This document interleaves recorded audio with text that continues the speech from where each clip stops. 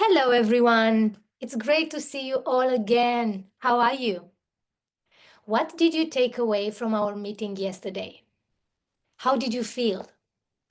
I received so many emails and messages sharing their experiences. I'm very happy that it resonated with you. Generally, my approach is always focused on the subconscious. I work deeply on that level. Vicky asked me something about belonging. If we accept and make peace with everyone who came before us, if we understand that they knew only as much as they could, and if we accept that we don't have the power to change what they did, how does this help us? It helps only me, or it helps others as well? Yes, my dear. By freeing ourselves from this, we help the others as well. It's about releasing and moving on. Meditation brings this awareness. Thank you, Vicky, for this question. It's very profound. You've tapped into something significant because intuition is indeed the voice of the soul. You've sensed correctly that we are all one and interconnected. In a light-hearted way, we are truly the result of everyone who came before us. Therefore, when I heal, when I light up, as I was just discussing with a client today, when I bring light, everyone around me benefits. There are many cases where clients start working on their system. And even today, I had a client who mentioned that their relationship with their boss had improved after working on their issues with their parents. She said she forgot about the previous issues with the boss because everything had calmed down. It was as if the boss became nicer and treated her better all of a sudden. And I truly know that this is the truth. I encounter this multiple times a week. When you work at a deep level, the system adjusts itself. Another case came to mind, a lady from a few days ago who works in a very important government agency. She reported many conflicts, discontent, and aggression within the team. She felt overwhelmed and came for one session with me. We worked directly on the issue she faced. When she came back, a month later, she said that everything had calmed down and she couldn't believe how the entire department had relaxed and found peace. So, we're not talking about one person or just one perception. Even though conflicts continued among others, there was a sense of calm and peace throughout the department. So, you can see how interconnected we are and how clear this is, Vicky. I hope I answered you, my dear, and that the information provided helps. Today, I mentioned that we would talk a little about parents and how we can approach these relationships. Someone mentions, I spoke earlier with my mother and explained what you shared with us. I felt her openness to work on her pains and traumas. Thank you for providing the information that allows me to work with her and pass it on. That's my pleasure. Lara, yes, you can also work on your husband's family system. For example, when several psychotherapists want to assess a family situation, they can conduct constellations without any family members present because the truth surfaces very easily. So yes, it is possible. You can make peace with your husband's system or work directly in your own system. Thank you for your question. Your husband is part of your family system, and thus you can create this peace as you mentioned. I assure you that through your love, you will facilitate peace and love that will also reflect back to you. So you will definitely be of great help. We cannot work in place of others, but we can work on our entire family system, and we can find, if you wish, the right position to hold in the family. I will continue with the second law of system, namely the law of order. There is a law that states that what came before is greater. What does this mean? The parent is greater than the child. The grandparent is greater than both the parent and the child. Therefore, as a child, I cannot take care of my mother because she is greater than me. It would not be appropriate for a 2-year-old to take care of a person who is 30 or 40 years old. It is expected that parents take care of us, not the other way around. The law of order is a natural one. The parents give and the children receive. Even if a parent reaches a stage where they need assistance or help, we, as children, can only offer help from a child's position. That is, from a position of humbleness and gratitude. We should not assume the role of providing emotional support to our parents, as this would violate the law of order. Someone asked if it is possible to do this at 2 years old or later. Even later, we need to be very careful, as we often place ourselves in an energetically dysfunctional position, trying to prove how good we are. Even as adults, we must remember that we are still children to our parents. Yes, I know. I am a systemic coach, but at home with my mother, I am just Anna Maria, her daughter. Similarly, I am the daughter of my father. I am not a coach, nor I am someone who has read 40,000 books, but just the daughter of my parents. So, pay great attention to the law of order in your relationship with your parents. The law of order also applies in corporations.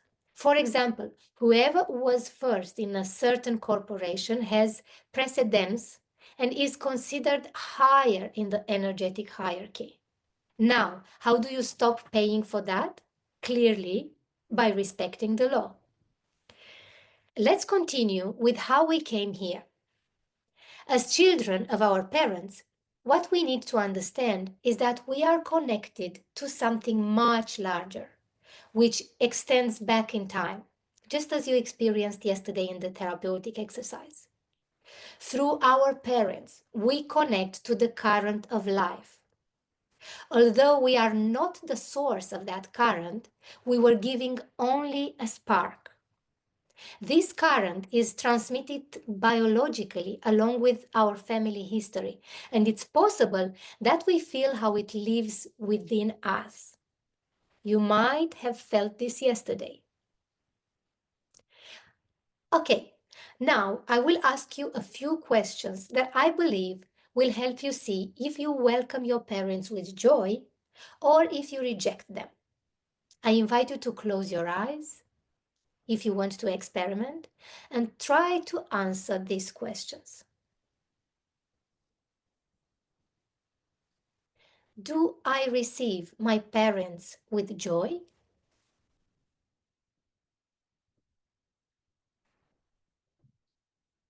Do I feel that they receive me with joy?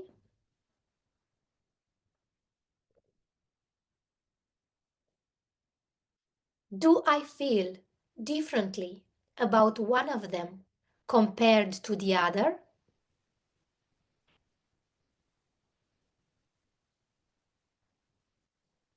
Is my body relaxed or tense while I visualize them?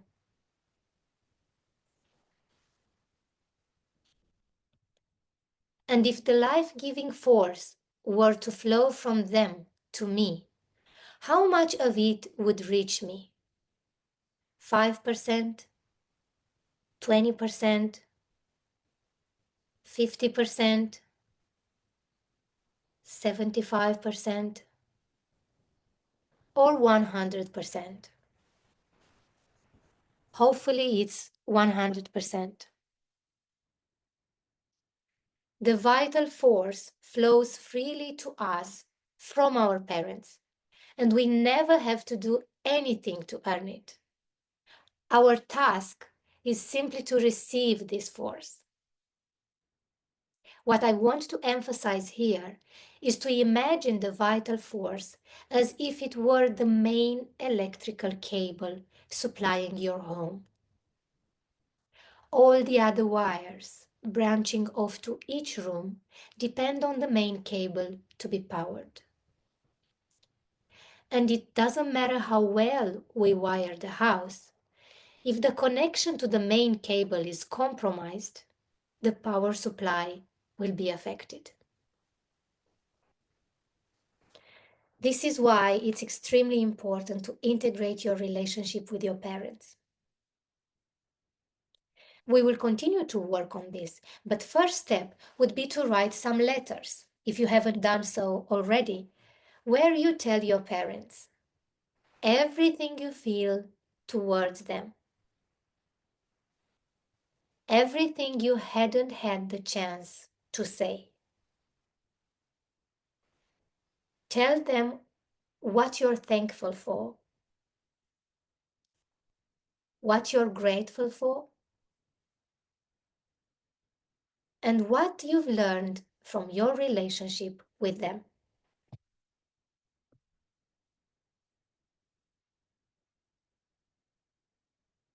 This can be very, very liberating.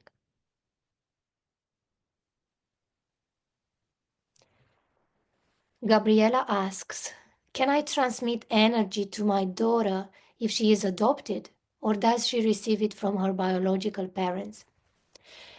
The answer is that she primarily receives it from her biological parents because her life came from them, and she has already received that vital energy. However, you can certainly help her a lot through your love.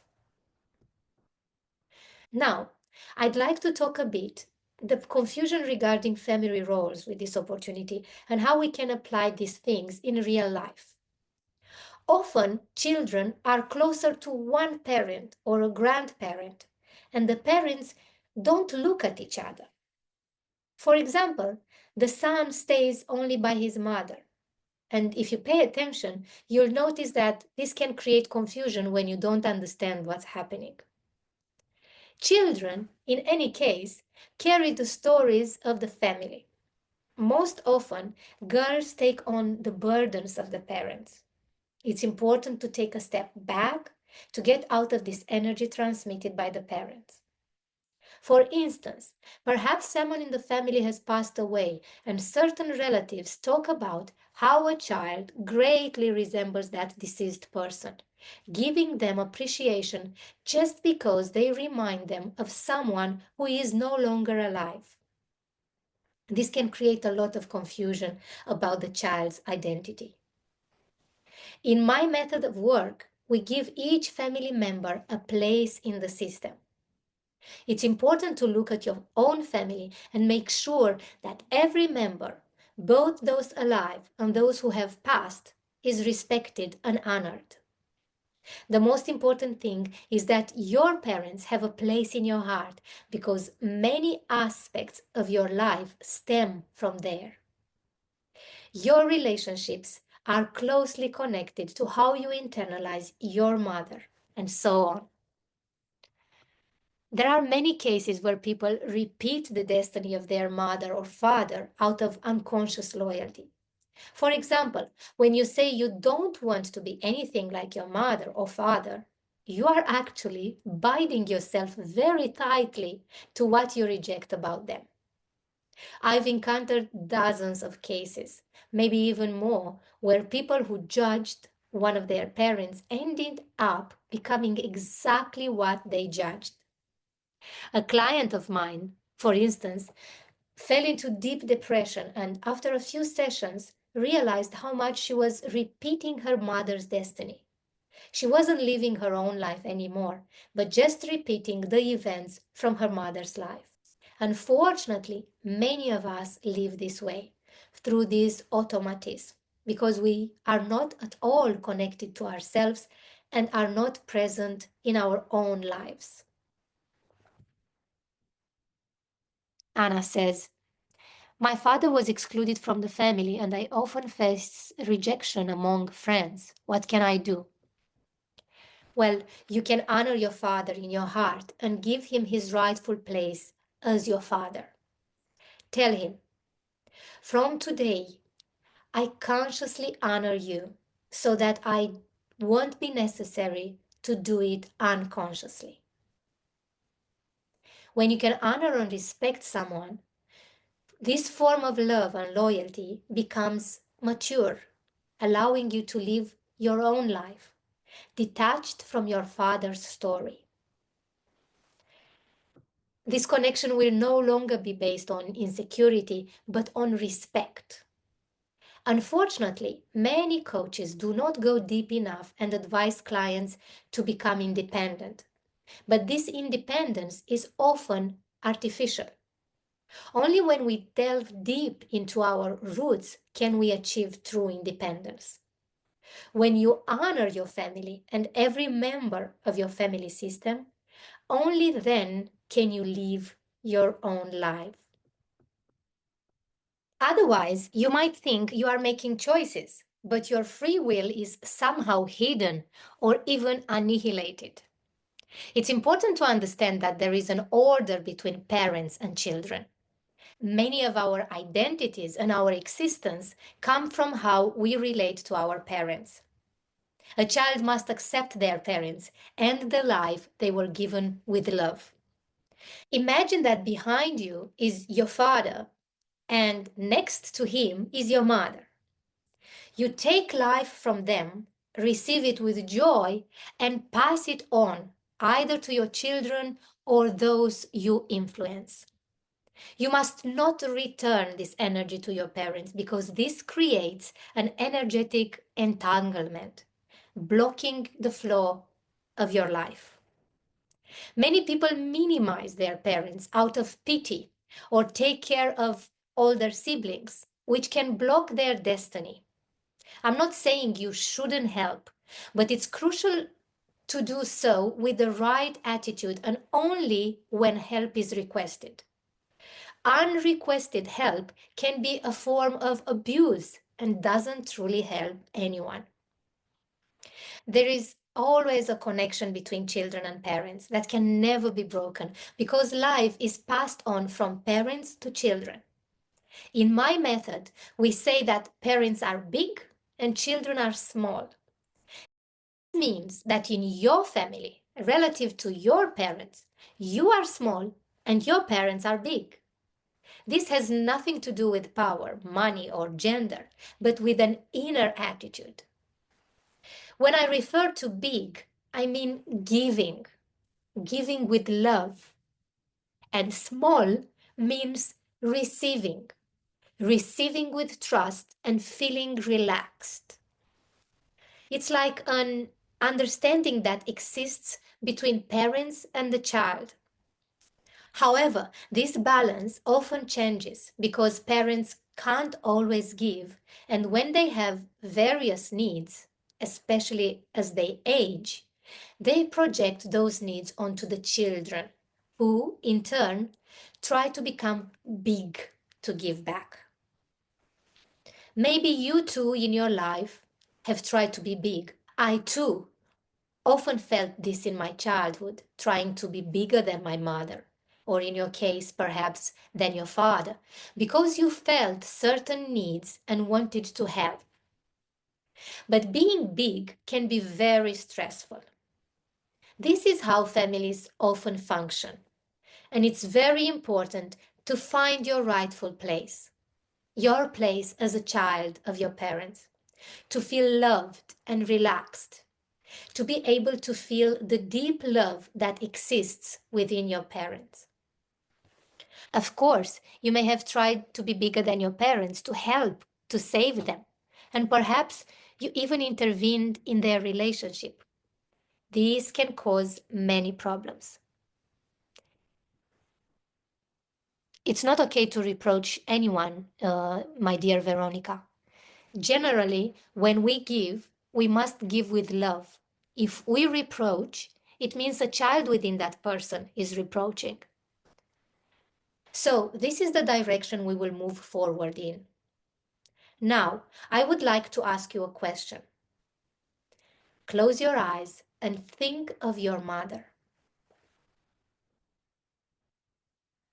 Let's do this exercise.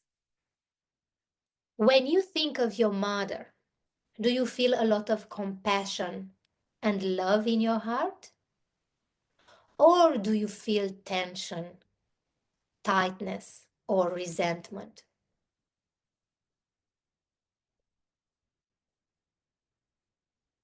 The way you receive your mother's love may be similar to how you experience love from a partner.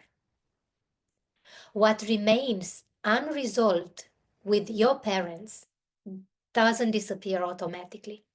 It becomes a framework, a pattern, or a blueprint upon which you will interpret your entire life, especially the relationships you establish. So, if you feel that you might not have received enough from your mother, you will likely feel the same way towards your partner. This may seem like a harsh reality, but often it's true. When we reject our parents, it automatically causes a lot of suffering, and the emotions we reject and the behaviors we judge in our parents often come to exist within us. This is an unconscious way of loving them because we can only block the love we consciously feel, and that love will find other ways to express itself. Then it becomes unconscious love, and this unconscious love will find a way to bring your parents back into your life. So, when you are angry at your parents, it's as if you are angry at yourself. It doesn't make a difference whether your parents are still alive or not. If you want to experience peace and abundance in your life, you need to heal these parts within that have suffered and reconnect at a soul level with your parents. Now, I invite you to please take a piece of paper and a pen. Someone asks, if you haven't experienced love from your parents, how do you experience it consciously? At an unconscious level, love is already within you because your parents' love is included in your body. The fact that you chose to come into this world and chose these parents, and moreover, they agreed to give you life, deeply connects this relationship. Even if you feel that they don't love you, it's about those traumatized parts of your being that hide the love. But the love is there, even if it's not visible or tangible. It exists between all parents and all children. All right, now that you have the paper and the pen, write down 3 things about your mother and 3 things about your father. Focus on things you know about them that happened before you were born. For example, your paternal grandmother passed away when she gave birth to your father. Or your mother was abandoned when she was 12. Or perhaps your grandfather went to war. Reflect on and analyze what you know about your parents' lives. It's important to realize that often behind your parents' actions, which may have caused you pain, lies a trauma that blocked them from giving the love they would have liked to express visibly. Although they gave you life and love, they may not have been able to fully express it. When you understand this, it's crucial to ask yourself, what happened before I was conceived? What happened to your parents when they were young? What was their relationship like with your grandparents? How much attention, care, and love did they receive? What happened during your childhood that might have blocked your ability to trust and receive their love?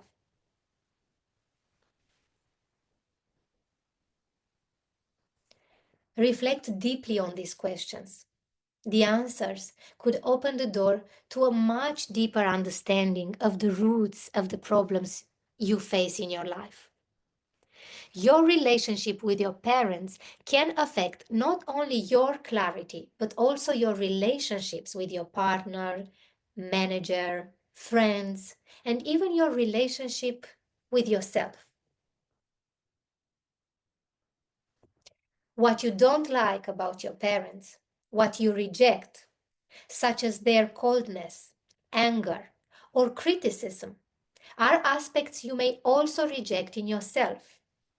Because you reject those behaviors that are linked to be expressed unconsciously, making it difficult for you to notice when you behave similarly to your parents. Alternatively, you might project these behaviors onto your partner, believing that they will treat you the way your parents did. This can lead to choosing a partner who treats you similarly or projecting various aspects onto them, creating similar unhappiness in the relationship and turning a person who was initially emotionally available into a cold and distant partner. Or you might treat yourself the way you were treated by your parents. If you felt ignored by a parent, you might unconsciously ignore that child part of you that was fragmented from your psyche. If you perceived a parent as very critical or aggressive, you might become self-critical and aggressive towards yourself. Healing the relationship with your parents can happen even if they have passed away or if you can't physically connect with them. While we can't change the past, we can change the present by altering our perception. The key is, first and foremost, not to expect your parents to be anything other than who they already are, because change should never be sought externally. It occurs within, inside you. Sarah, if my mother repeatedly said that she didn't want me, a part of her said yes. There may be parts of her that didn't want you, but the simple fact that you are here on earth shows that at a deeper level, she wanted you to be here. At the soul level, she wanted this. How sweet, someone tells me. Very interesting. This is the best course I've ever taken. Thank you. Thank you from the bottom of my heart. I'm glad you like it, and I can't wait to see you all for the next session. Thank you so much. Sending you lots of love and best wishes. See you soon.